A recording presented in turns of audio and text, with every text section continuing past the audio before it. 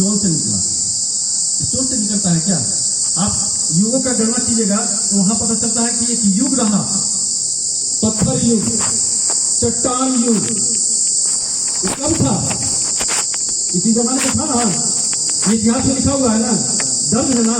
तो जो युग में पत्थर युग था, चट्टान युग था, स्टोन एज था, उस स्टोन से चली आ रही मानव जो प्रजातियां हैं उसकी भाषा, और ये कहते हैं कि संस्कृत हमारी भाषा है, मातृभाषा है।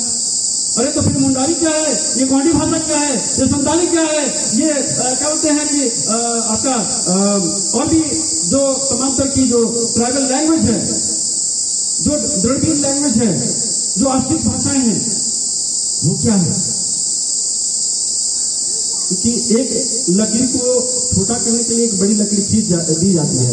ये लोग भाषा के आधार पर जो कुछ भी हुआ, देखिए दुनिया में जो भी संघर्ष, भारत में जो भी संघर्ष हुआ है, वो इतिहास में जो आप चले जाएंगे ना, तो एक संस्कृति का संघर्ष रहा है। यहां संस्कृति की लड़ाई है, दो संस्कृतियों के बीच में आपस में घमासान हुआ है। आप लोग कई व्हाट्सएप मैसेज में या फेसबुक के माध्यम से या किसी चैनल के माध्यम से या यूट्यूब के माध्यम से आप इन सारी चीजों को आप सर्च कर सकते हैं कि भारत के अंदर में जो लड़ाई हुई, ये सूर असुर की कहानियां, ये सब बेवकूफाना बातें हैं। मैंने कुछ दिन पहले मैंने जन्म कुंडली करके एक ऐप मैंने अपने सिस्टम में, अपने मोबाइल में मैंने डाउनलोड किया, और मैं चेक करना चाहा कि भाई मेरा भी गणना पता चलना चाहिए, मेरा भी गोत्र पता चलना चाहिए, मैं भी पता चलना चाहिए कि मेरी कौन सा वर्ण है। तो जब मैंने अपने नाम के साथ, अपने डेट ऑफ बर्थ के साथ जब मैंने उसको डाला, तो उसमें जो रिजल्ट आया वो बड़ा हास्यास्पद था। मेरा वर्ण शूद्र और मेरा गण जो था वो राक्षस था। यानी कि ये लोग पहले से अनुमानित है, आपके नाम और गोत्र का पता है उनको।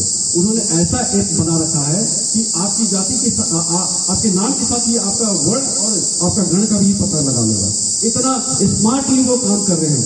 और वाकई में इस विचार ने मुझे चौंका दिया, यानी कि आज का राक्षस तो मैं हूं, ये बता रहा है, एप्लीकेशन बता रहा है कि मैं राक्षस हूं।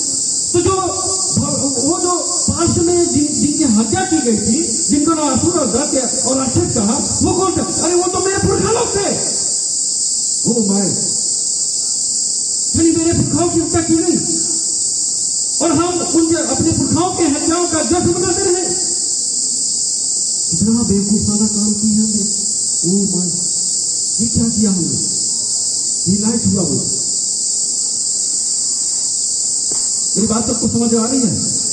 अगर आ रही है तो ताली बजा के जरा समर्थन करें, नहीं तो फिर मैं अपना पिटारा बंद करके मैं चुपचाप बैठ जाऊंगा, क्योंकि बहुत दिन से भरा हुआ हूं।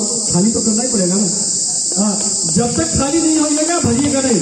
विचार, राजू मुर्मू को सभी लोग एक विचारक के तौर से जानते हैं, और ना जाने कहां से कहां बातें निकल जाएगी मैं भी नहीं जानता हूं, क्योंकि विचार का कोई हाथ और पैर नहीं होता, वो हवा की नहीं होता है।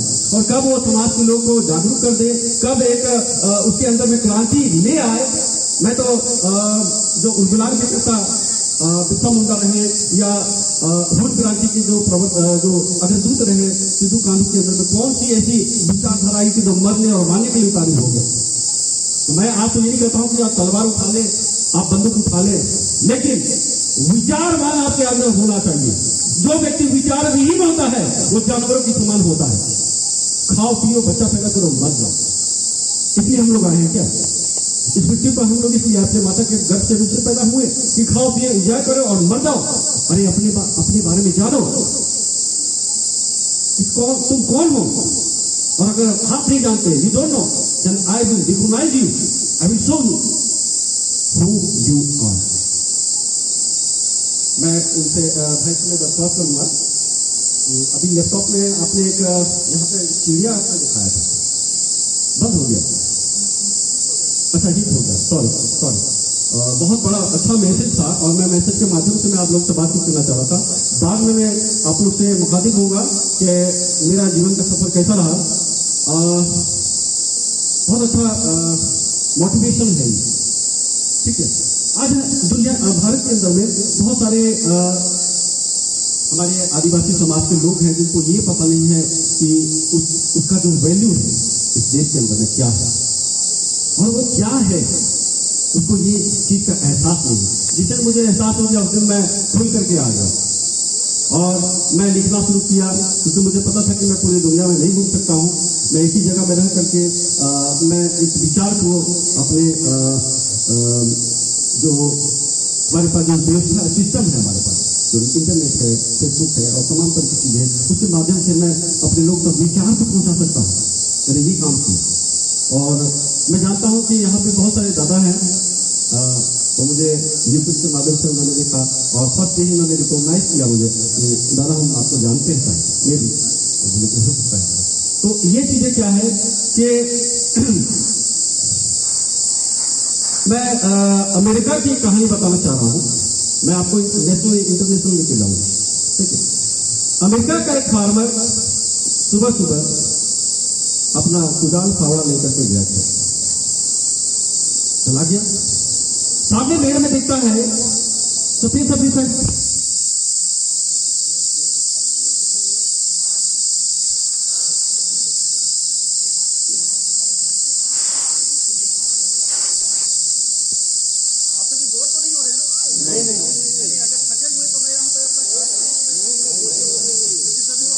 सा आ गया है सर।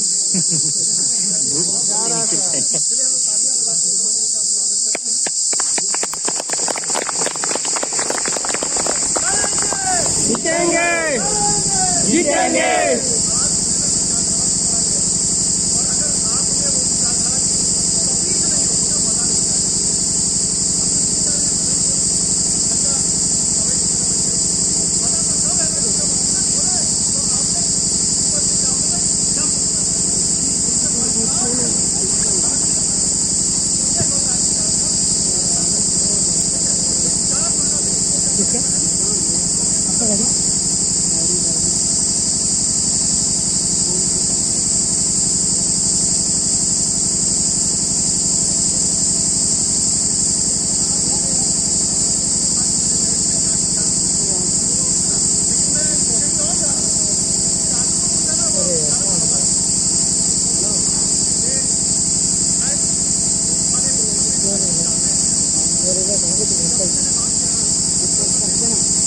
अरे हाँ आगे जाएगा।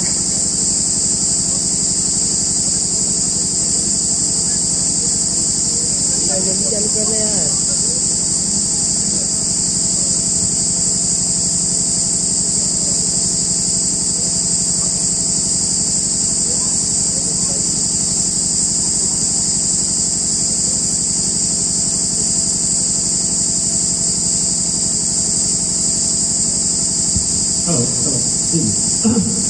यहाँ पे तो एक सिंबल बना हुआ है यूनाइटेड स्टेट गंडाना के ऊपर में राष्ट्रीय 750 एक सिंबल है।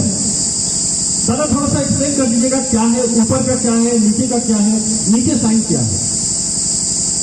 आइए मैं तो बात करूँगा।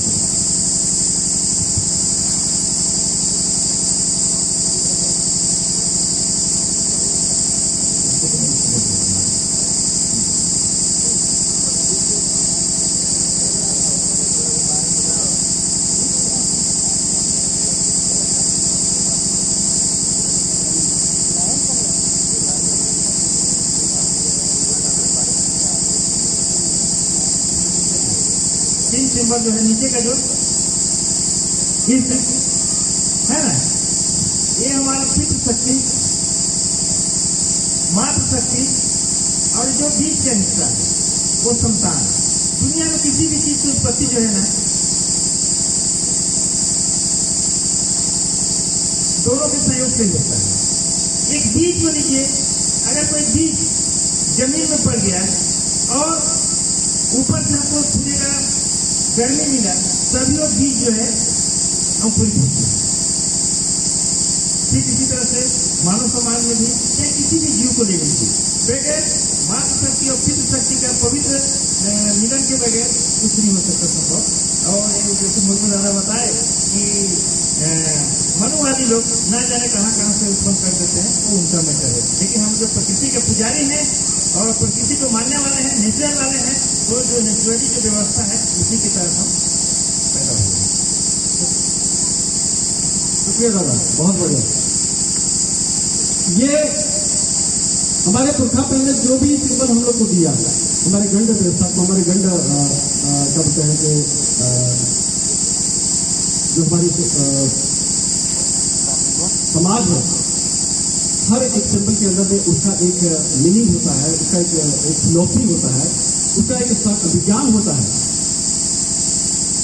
और हमारे पुरखाओं ने ये कहा कि सारी प्रकृति की जो भी प्रक्रिया है वो प्रकृति के नियम से बंधा हुआ है, और यही कारण है कि उन्होंने उन प्रकृति के चक्र को, उसके जो हलचल है उसको उसने समझा और उसी के अनुरूप ही व्यवहार किया, और आज भी करते आ रहे हैं। उसको थोड़ा सा और ऊपर ले जाए यूनिवर्सल तरफ से, तो उसको कॉस्मोस कहते हैं। क्या कहते हैं, क्या कहते हैं इसको? कॉस्मोस। कॉस्मोस वो एनर्जी है, जैसे कि न्यूट्रॉन और प्रोटॉन जैसा एनर्जी हमारे चारों तरफ वो ट्रेवल करता रहता है, और एक व्यक्ति अवसाद यानी डिप्रेशन में इसलिए चला जाता है कि कई बार वो जो नेगेटिव जो एनर्जी होती है वो हम पर ज्यादा प्रभाव हमारे ऊपर में हावी हो जाता है, जिसके कारण हमारी मदर स्थिति जो होती है, हमारा जो इंटरनल सब